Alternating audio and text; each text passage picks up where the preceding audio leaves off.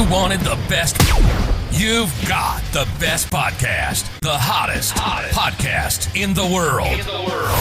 The Chris Voss Show, the preeminent podcast with guests so smart you may experience serious brain bleed. The CEOs, authors, thought leaders, visionaries, and motivators.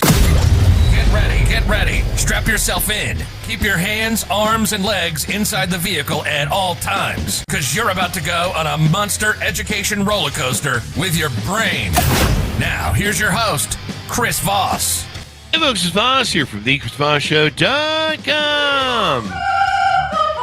Ladies and gentlemen, there are things that makes it official. Welcome to the big show. As always, the Chris Voss Show, for 2,600 episodes, going on 17 years, has been bringing you the amazing authors, the stories, the wonderful minds that share with you their journeys and their experiences and help you improve the quality of your life. And if you haven't improved the quality of your life through the Chris Voss Show, well, go back and listen to all 2,600 episodes. Jesus. What do you want, people? We're doing everything we can here for you.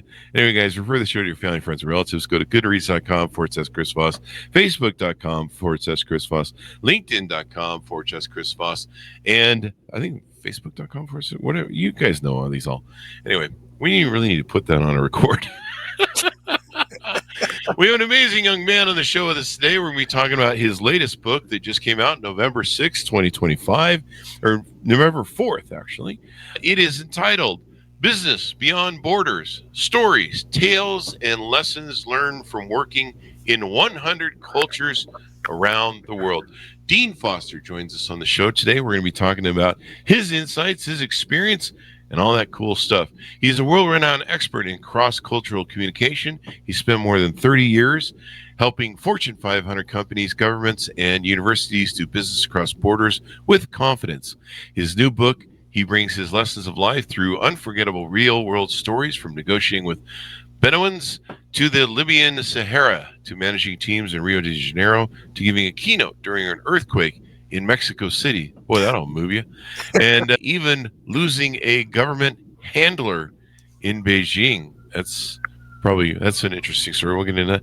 Through these engaging experiences, he shows how cultural awareness can transform the way leaders communicate, motivate, and manage an increasingly divided world. Welcome to the show, Dean. How are you? Hey, Chris. I'm doing great. Thank you very much. Thank you, and thanks for coming on the show. Give us your .coms. Where do people find you on the interwebs? Yeah, any information about me, just go to deanfosterglobal.com. So give us a 30,000 overview. What's inside your new book? Oh, my new book is all about how to understand work in different cultures when you're working around the world, but from a perspective that's a little bit different.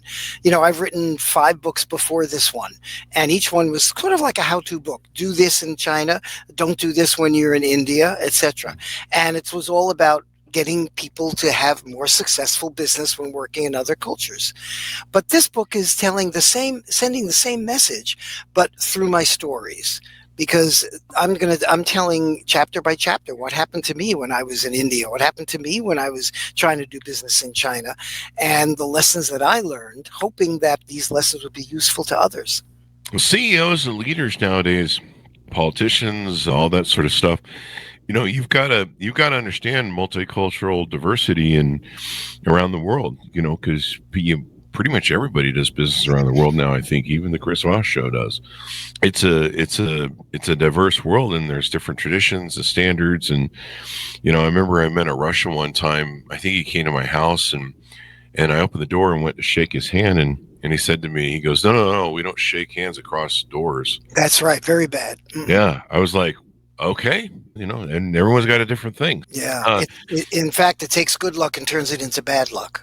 Does it really? So yes. It's like walking under a ladder in Russian, huh? Yeah, sort of. And you want it also. It makes you want to invite the person in, and then you shake hands. And if you really know each other, you give each other a big hug. And if you really know each other, you give them a big hug and a kiss on the cheek.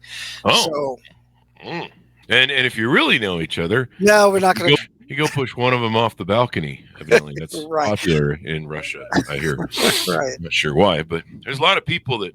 There's an old joke in Russia that the most expensive penthouse is the bottom floor. Because it's not more expensive at the top floor. It's more expensive to be on the bottom because it's harder to get thrown out a window or Right, a porch. it's the privileged position. Yeah. Wait, he had a ground floor unit. How did he fall out of the window and die?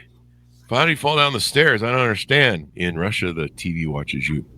Anyway, you talk about the number one most important rule for doing business anywhere in the world. What is that? Because Yeah, I get this question a lot. Like, what's the one thing you need to know, no matter where you are, that's going to help you doing business when you're outside your own culture?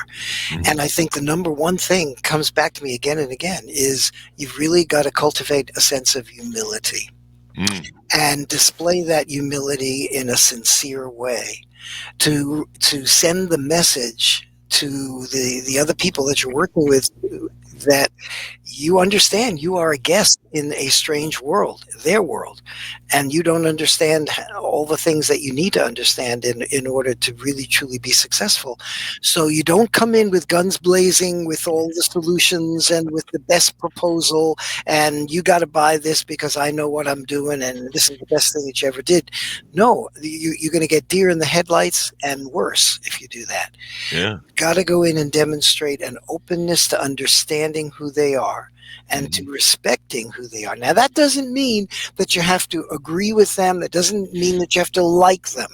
It doesn't even mean that you have to endorse the way that they live their lives. There may be lots of things about their culture that could be pretty reprehensible and that you'll never be able to accept. But if you choose to do business with them, you've got to understand them and show them the respect that you do understand them, and that's where the hard work comes in. You need to understand things as simple as the do's and don'ts. Don't shake hands across an entryway in Russia. Okay. By the way, that may not be a bad thing in another culture, but good thing, and there's thousands and thousands of these things. So you've got to demonstrate humility. You don't have all the answers. In fact, they may have some answers to things that you've never thought about because of the way they see the world. Yeah.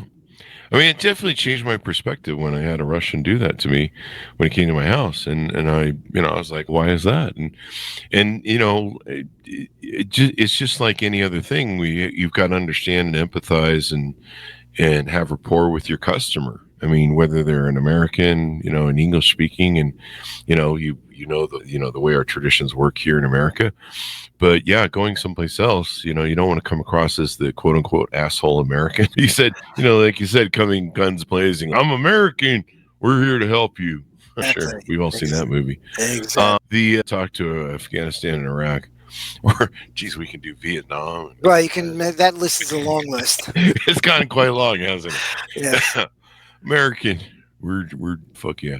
Anyway, so yeah, learning these things, understanding your deals, and then there's different ways that people do business. I was reading about some of the ways that they do, the bribery you have to do in like India and the kind of the grift that's over there and different things. And if you want to do business, you got to bribe certain officials. I think in China that you got to, I don't know if it's still the same, but it used to be in China. If you wanted to do business with you had to find someone to own part of the company. Yes, the government in China. If you're doing business in China, you got to understand that 51% at least of the company that you're working with is government run, government owned, or government responsible. Wow. And globalization is slowing, according maybe to your book, but still understanding culture matters. Yeah, when I wrote my first 5 books, it was in a world that was just starting to globalize. We would just certainly U.S. Americans were just starting to do business in other countries on a big scale.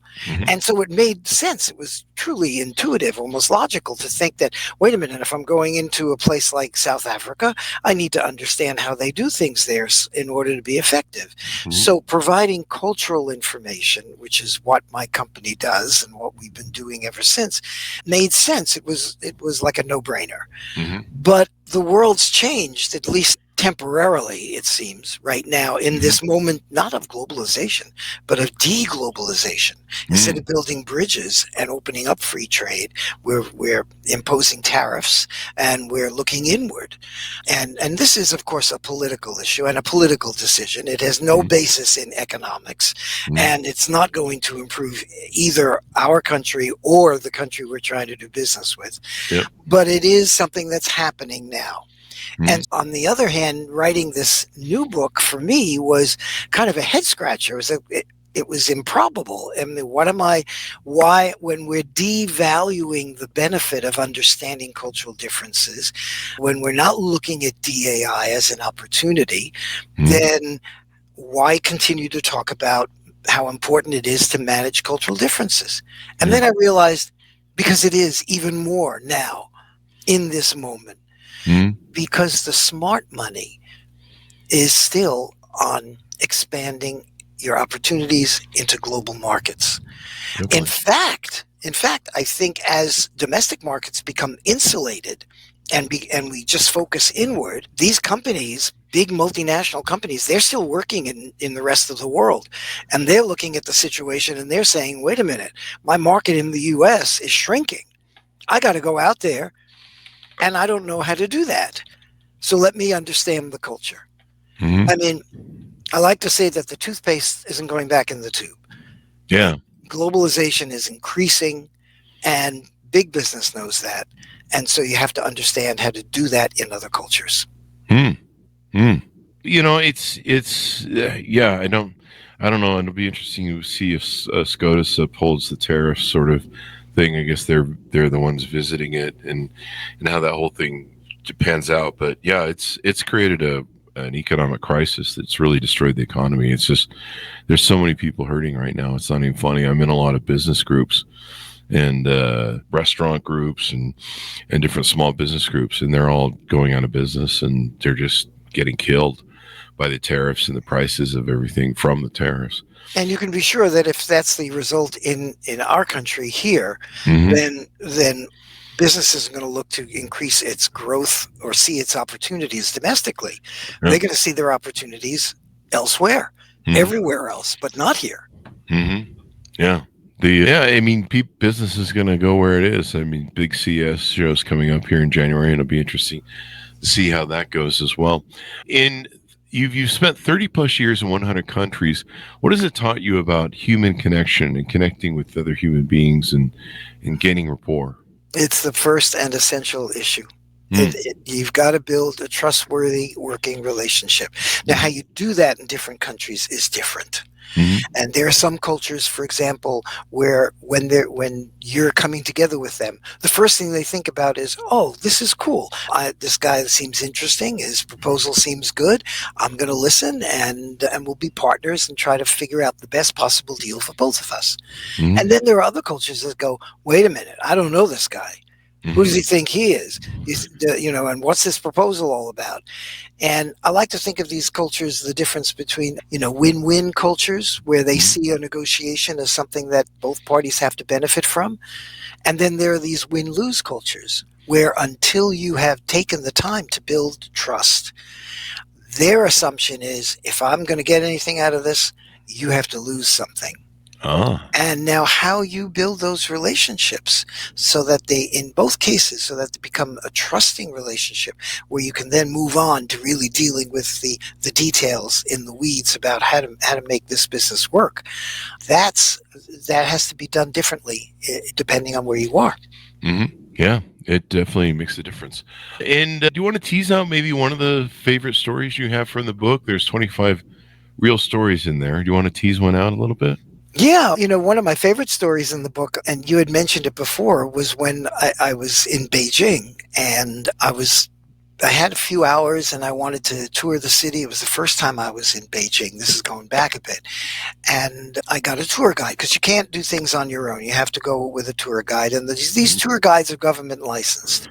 So they've got two jobs. See, they have to tour you around and give you a happy time. And then they also have to be sure that if there's anything about you that they think the government needs to know, that they'll pass that information on. Mm. And so I'm going around, and my tour guide takes me to Tiananmen Square. Mhm. And that's the big central square in Beijing. And if you remember that, back in Mhm. 1989, I believe, was where we had the massacre of the students by the government army, Mhm. and the People's Army. Mhm. And I knew that I had to be very careful in the questions that I posed to this person. And I knew, not only because they were actually partly responsible to me and partly responsible to the government, that I had to phrase my questions carefully. And also because in Chinese culture, going back 5,000 years, the way that you say things is perhaps even more important than what you say. Mhm. And this raises the whole issue when you work across cultures of communication style. There are some cultures that rely on direct, clear communications in both directions. And then there are some that say, no, you can kind of like imply things. In fact, it's more important to imply and infer than say things clearly, because if you say things clearly, then you can be blamed for saying certain things. Ah. But if you imply them, it's hard to stick the guilty sticker on you, right? Ah. And Chinese culture has emphasized the style that's more, shall we say, less direct. So I knew I had to change my communication style, and I said, okay, we're standing here in Tiananmen Square, and I have to ask you, could you tell me more about what happened here? And her answer was, we know that in the Western media, they said that a lot of people were killed here, but we didn't hear that. Wow. That was her answer. And that was very interesting to me, because it was like shifting the responsibility for knowing about what happened without having her to actually say it. Ah. And that's how we spoke about most everything that afternoon. It was very indirect. And Wow. it was a real lesson for me, once again, about how to communicate in Chinese culture. Very, very carefully, very indirectly, where you imply and you infer, but you do not state. Yeah. Is it because the statement kind of sounds more like accusation? No, I think it's that if you say something clearly, then you can be held more accountable for it. What And that has risked. Yeah. Yeah. You don't want to be off with the head or whatever the hell they do over there. Or just hold away. Yeah. All the way. I never heard from him again. What happened to Bob? I don't know. He was over in China asking about Tiananmen Square, and suddenly he disappeared like the guy in front of the tank. Yeah, that's kind of interesting, and how you have to dance around certain ways that, people do things. Like the Japanese seem like they're very overly polite, and it works for their culture. Maybe we need some of that humility in our culture. Go ahead. Yeah, I was going to say that that's a really important point that you're raising, Chris. And that is that maybe there's something we can learn from the other culture. Like you said, the Japanese communicate in a very, very polite way. And there are reasons for that are unique to Japanese culture. We see it as very polite. The Japanese just see it as the way we do it. For them, they're not judging it. It's just the way you communicate when you're with another person. And maybe that's something we can learn. Maybe there's a benefit in that for us. So I think cultural differences really aren't pains in the neck. I think they're little gifts that we have to unwrap very carefully, because maybe we can see something about and learn something about the way we do things that can benefit us. We can be a little bit selfish about it. Sure. Oh, yeah. Sure. But yeah, I mean, some of the things that we've, the asshole American sort of trope that it's been around since the 60s or something, where we kind of go around the world and we have this indignant attitude that the world revolves around us. And I think we're finding that it doesn't, because there's a lot of people that are finding other ways the world's literally learning to work without us right now in 2025. Exactly. And it's really upending powers. So it'll be interesting to see how the whole thing turns out. I guess old Chinese curse may live in interesting times. Let's talk about some of the offerings you have on your website. What are some of the things you do there? Tell us about some of that. Yeah, if you go to deanfosterglobal.com, you'll see that my books are up there. all 6 of them now. The latest one, the Business Beyond Borders, Stories, Tales, and Lessons Learned, working in 100 cultures around the world. But my other books are up there too, so if you take a look at them and they find them interesting, you can order them. And then my work has always been to go into an organization and consult with that organization. And what are the problems you're having? Let's tease out the cultural piece, because if you don't get the culture right, everything else, the culture is going to eat your lunch. Yeah. So I do a lot of consulting, a lot of training. I do a lot of speaking at conferences about this issue. And you can find all that information there. You can find my articles, and you can find information about our podcast, which is Oops, Your Culture Showing. I like the title. That's pretty fun. You are who you are, right? I'm a U.S. American from New York. I think you heard the sirens outside just a moment ago. And that's the New York soundtrack. And that's who I am. So no matter where in the world I am, I'm still this New York middle-aged white guy. And I have to be that way, because anything else is just inauthentic. But at the same time, I can be who I am in a way that understands and respects the other, and understands why the other is who they are too. And then we can get on the same page and move forward. And so we like to talk about that on the podcast, because yes, your culture's showing. I'm always, my culture's showing, but hopefully I'm the more enlightened American, because that's my job. So I better be. Yeah. That's how you have to be. Got to understand your customer no matter where you are in the world. If you're selling internationally, you've got to understand your customer, their needs, their wants, and some of the cultural, I guess regulations is the best word I can come up with, but some of their different regulations, whether it's politically or just business-wise, how they do business and what you got to do to make things work. So how can people find out more about you? How can they work with you on a coaching level, consulting, speaking, et cetera, et cetera? Yeah, go to the website, deanfosterglobal.com, shoot me an email, and I'll certainly be getting right back to you, and it'll most likely be me. And thank you very much, Dean, for coming on the show. We really appreciate it.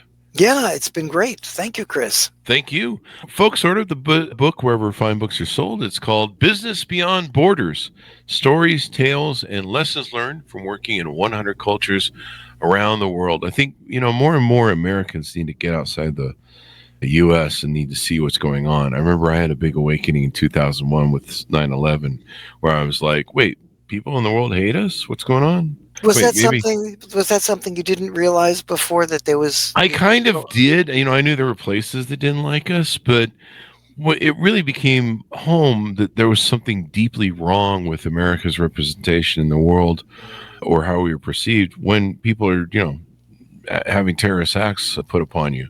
It really brought it home. And that's, it's easy to be like, yeah, people hate us over there, fuck them, whatever. But when they're, when they're driving planes into your buildings, it becomes a thing where you got to wake up, you got to sit up and pay some attention. You got to go, wait, we're not that popular in the world, evidently. Everyone doesn't love us. Everyone doesn't think we asshole Americans the greatest thing ever. And, that made me start learning about the world and focusing on the world. We've talked about this a number of times on the show, where it used to be, like in the 50s, 60s, I don't know about the 50s, but 60s or 70s, people would go off and do Peace Corps. And it was a great way for them to go see the world. There's some religions that send missionaries internationally. And it's a great way for Americans to go see the world, and that, cultures are different. And there's still human beings behind those cultures. They're just different territorial flags we use. And it's the humanity that matters. But that was something that woke me up, because I was like, I thought, we're the greatest country in the world and all that kind of riffraff. And then, seeing that, we were under terrorist attack. I remember when they didn't have to have the cement, whatever you call them, the blockades in front of the White House. Right. I don't think they had a real official fence. I think, didn't they just have a gate or some shit? But, I remember them, watching them put the concrete barriers down in front of the White House. I was like, shit, we've reached this moment. It's a new thing, And I like you, remember what it was like to go to the airport and not have to be, Yeah. not have to deal with all that riffraff. Oh, just deal with all that. Take your shoes off. Really? How much explosives can you get in a shoe? But evidently you can. Anyway, thank you very much for coming to the show, Dean. We really appreciate it. Chris, it was great. Thank you. Thank you very much. And thanks so much for tuning in. Go to goodreads.com/Chris Voss. Order up his book wherever fine books are sold. Facebook.com/Chris Voss, and all those crazy places on the internet. Be good to each other. Stay safe. I'll see you guys next time.